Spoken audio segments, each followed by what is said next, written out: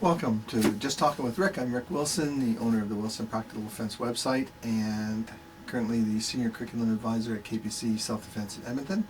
We're talking about the plea of self-defense, and as always I'm holding up Mark McKeown's book, In the Name of Self-Defense. And I know you see this every time, and some of you may be getting tired of it, and I'm going to say, too bad, pick up the book and read it. What I want to do before we go on to the marginal notes in Canadian law, and the marginal notes cover some ideas of what they would look at to determine reasonableness. I want to do a quick reality check, and I want to cover 3 different points. The first one is, when I teach women's self-defense, I also teach the plea of self-defense. Now, it would seem counterintuitive that if a woman's being assaulted and protects herself, why, that's clearly self-defense. It comes back to the reality check of that the guy attacking her is a criminal, and they're going to lie. They're going to say it was all consensual, she went with him, blah, blah, blah, all the rest of it. And he's going to lie, he's going to lie, he's going to lie.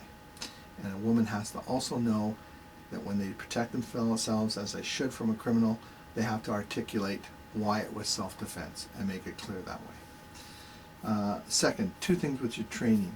Martial arts training, self-defense training. I don't know many schools that don't say this is only for self-protection and only use it to defend yourself. And sometimes that's all you get. And what we're going to see is there's a lot more to this, because you may feel you have used it to protect yourself, but you may not be not guilty of an offense by reason of self-defense. Okay? You may have done this and protected yourself, but it wasn't self-defense. And that simple statement, just use it to protect yourself, is kind of, I don't even know what to say. When you got a book this size on self-defense, to think that that's covered it, not even close. So pick up Rory Miller's books, pick up Mark McKeown's book. If you're going to be in training and that's what they say, fine. The school doesn't cover it yourself. Cover it yourself, look into it, make sure you've got yourself educated. Or find a school that deals with violence dynamics, deals with what self-defense is. One of the reasons I'm connected to KPC is that's part of their curriculum. And the last thing on your about training is, what are you learning to do? And that's important. I saw a clip on a Krav Maga clip, and KPC's a Krav Maga school. Krav Maga is great. But the clip was, you get out of his hold, you clock this guy a few times, you put him on the ground. Basically at that point he's down and out, and they kicked him in the back of the head, and then big stomp on the head, and boom, they were done. I'm sorry, but what was the justification after the threat was ended? And that's one of the things we're going to talk about, is you can be threatened. The guy coming in with you with a knife and you empty-handed is a lethal threat. You take him down, disarm him just like you learned in your class, and then you slit his throat. Well, the threat changed the moment he didn't have a knife.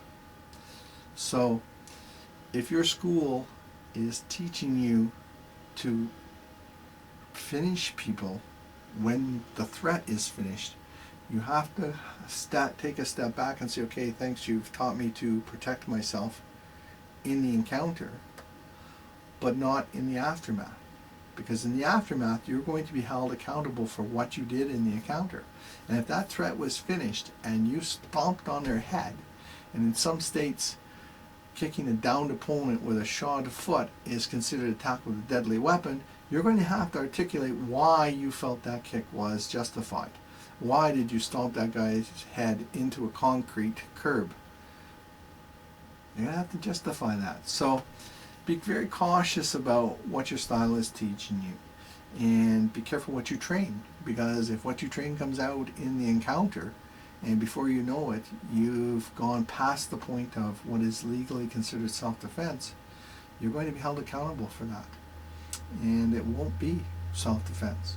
And you may end up in jail. You may end up with a massive lawsuit on your hands.